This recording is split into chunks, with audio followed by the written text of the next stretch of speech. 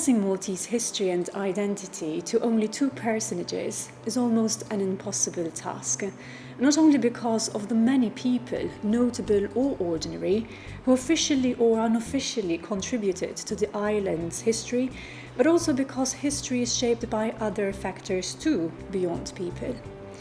As a contemporary historian, I am focusing on more recent times. And this selection in no way excludes the significant role played by the many other men and women that left their mark. Temi Zammit, more known as Temi Zammit, was born in Valletta in 1864, in the very Catholic British naval base of Malta, whose colonial experience alternated erratically between instances of poverty and spurts of economic prosperity. His humble origins were no indication to the big name that he would earn for himself, and the rich legacy he would leave behind. Coming from a modest family, with both his parents being illiterate, Zammit did not let the social context get in the way of his yearning to master extensive knowledge.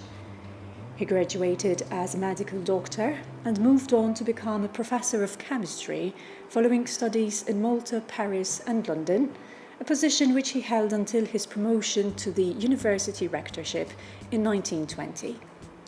He made such important scientific discoveries throughout his career that he would acquire knighthood in 1905. Arguably, the most groundbreaking of his contributions in the medical field was his discovery of the vector that caused undulant fever through bacterial transmission to humans from the consumption of unpasteurized goat's milk. Zammit continued to collect accolades through his mesmerizing search for knowledge across several fields. Keen on a quest to discover the identity of the islands, Temi Zammit mastered a solid dedication to historical research. He excavated numerous archaeological sites and tombs, finished the excavation of the Hal Saflieni hypogeum, and between 1915 and 1919 he discovered and systematically unearthed the Neolithic temples of Tarshin, dating back to approximately 3150 BC. The notes, details, and drawings which he recorded in his notebooks attest to his meticulousness and expertise as much as to his passion and pioneering role in this field. It was only apt that he would also be the first director of the Archaeological Museum. Zammit's claim to fame followed not only from his professional actions, but from his literary writings too. An erudite man of culture, Zammit was also a key figure working towards the recognition of the Maltese language.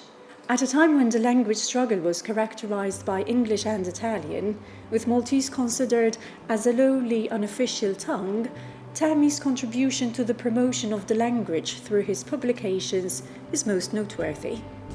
He blended Maltese with Malta's history in his book Il-Gżejjer ta' Malta, Ul-Ġraja tagħhom, while also making a name for himself as an honorary president of what is today the Maltese Language Academy, then just a fledgling body working against several odds.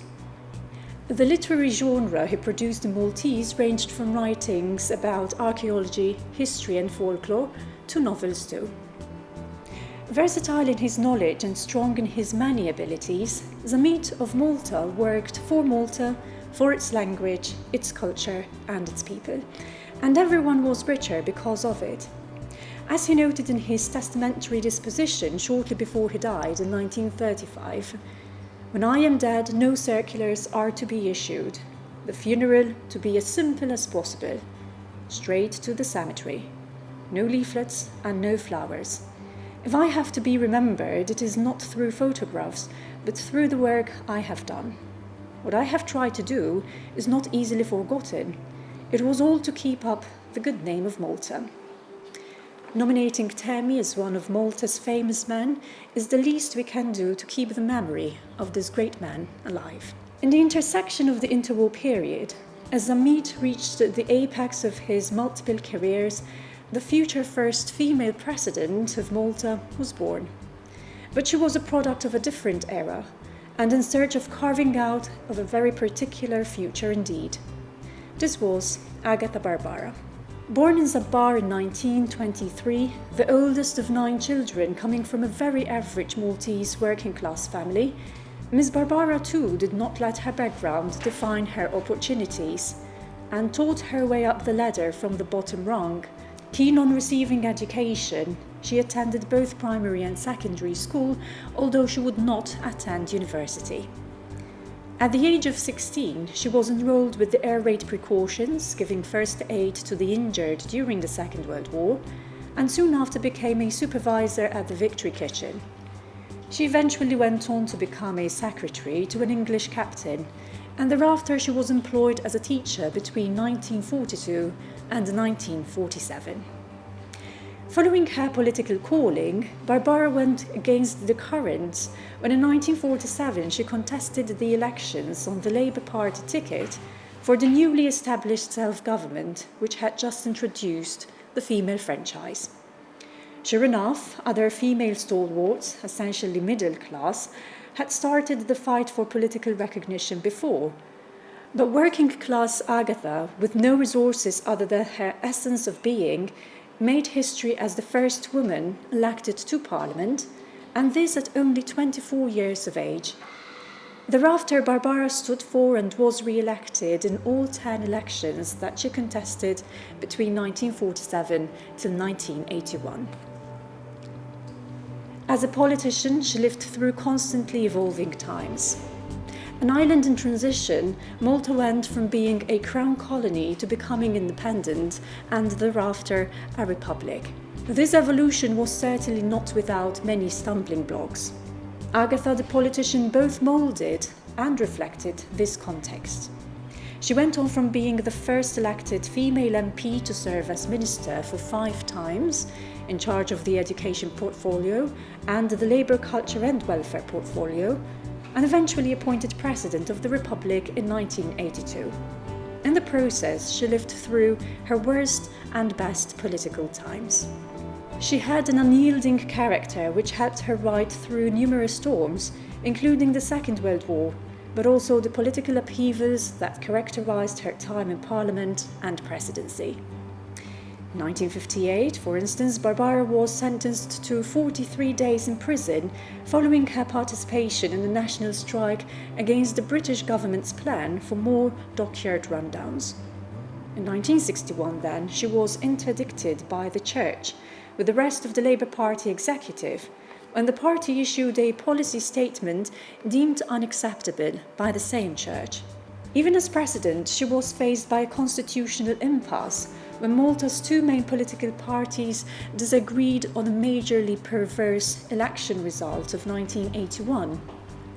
A skillful negotiator, she proved instrumental in bringing the 2 opposing sides to an agreement on much-needed constitutional amendments effected in 1986.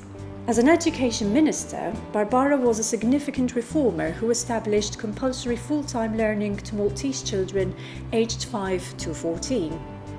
Her campaign required the hiring and training of hundreds of teachers and the construction and renovation of over 40 schools. She established special schools for children with different abilities, instituted free healthcare in schools, and offered free textbooks and transportation to all pupils. Dominant in her personality and required by her context to display a harsh exterior in a male-dominated political world, sphere and society, she was not necessarily domineering though. The public image of this woman, frail-looking in appearance but strong in character, was not only very rare in her times, but a much-needed figure during a period when female emancipation was still rather constrained.